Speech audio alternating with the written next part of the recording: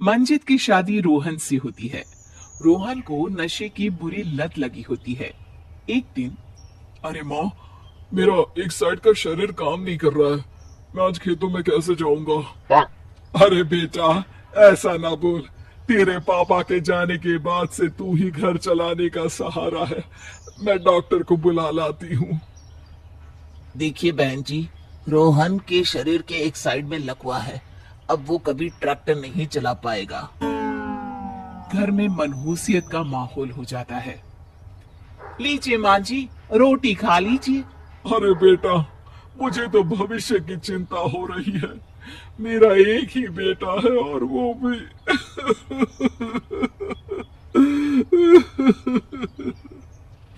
माँ जी, आप चिंता न करें। जब तक ये बीमार है मैं खेत जाकर काम कर लिया करूंगी। वैसे भी नशे के कारण इनका शरीर काफी कमजोर हो गया है। अगले दिन मंजीत खेत में जाकर काम कर शाम को घर लौटती है। ये ले बेटा, पानी पी ले। कैसा रहा काम का पहला दिन? माँ जी, काम तो ठीक है, लेकिन मैं अगर ट्रैक्टर चलाना सीख लूँ ना तो काम और भी आसान हो जाएगा। अरे बेटा, दुनिया क्या कहेगी कि औरत होकर ट्रैक्टर चला रही है? माँ जी, या तो हम दुनिया देख ले या अपना घर, कोई बात नहीं। जब ये ठीक हो जाएंगे तो सब ठीक हो जाएगा। अरे बहू, जरा बाहर तो आना। जी माँ जी। बहू, तेरे मामा जी आए हैं। तूने बुलाया था ना? हाँ माँ जी, वो मामा जी ना आज से मुझे ट्रैक्टर चलाना सिखा। मंजीत मामा से ट्रैक्टर चलाना सीखती है। वो मन लगाकर खेतों में काम करती है। और एक दिन, माँ जी, पता है इस बार पूरे गांव में सबसे ज्यादा फसल का उत्पादन हमारे खेतों में हुआ है। इस साल तो खूब पैसे आएंगे। हाँ। सास खुश नहीं होती है। वो चुपचाप वहां से जाने लगती है। तभी मंजीत उसे रोक लेती है। क्या हुआ माँ जी, आपको खुशी नहीं हुई? बेटा, आज डॉक्टर साहब बोल रहे थे कि रोहन के ठीक होने के लिए 5 लाख रुपए की जरूरत है। समझ नहीं आ रहा क्या करूं। मंजीत शांत हो जाती है। अगले दिन सास मंजीत के पास आती है। बेटा, ये मेरे गहने हैं। इसे अपने गहनों के साथ जोड़कर सुनार को दिया। जितने पैसे हो लिया। डॉक्टर को आज ही देने हैं। मंजीत अपने गहने और सास के गहनों को लेकर दुकान में बेचकर पैसे लेकर घर आ जाती है। माँ जी, सिर्फ 3 लाख रुपए का ही इंतजाम हो पाया है। बाकी के पैसे कैसे आएंगे?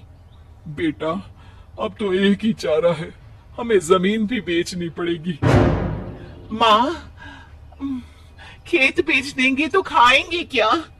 अरे बेटा, कोई दूसरा चारा भी तो नहीं है। रोहन ठीक हो जाए तो वो मेहनत करके इससे भी बड़ी जमीन ले लेगा। सास बहू मिलकर खेत भी बेच देते हैं। अब पूरे पैसे लेकर सास डॉक्टर के पास जाती है। डॉक्टर साहब, ये लीजिए सारे पैसे। बस किसी तरह मेरे बेटे को ठीक कर दीजिए। आपका बेटा ठीक तो हो जाएगा, लेकिन 6 महीने का समय लगेगा। सास बहू सोच में पड़ जाते हैं कि अब तो कोई जरिया भी नहीं रहा जहां से उन लोगों को कमाई हो। अब कमाएंगे नहीं तो खाएंगे क्या?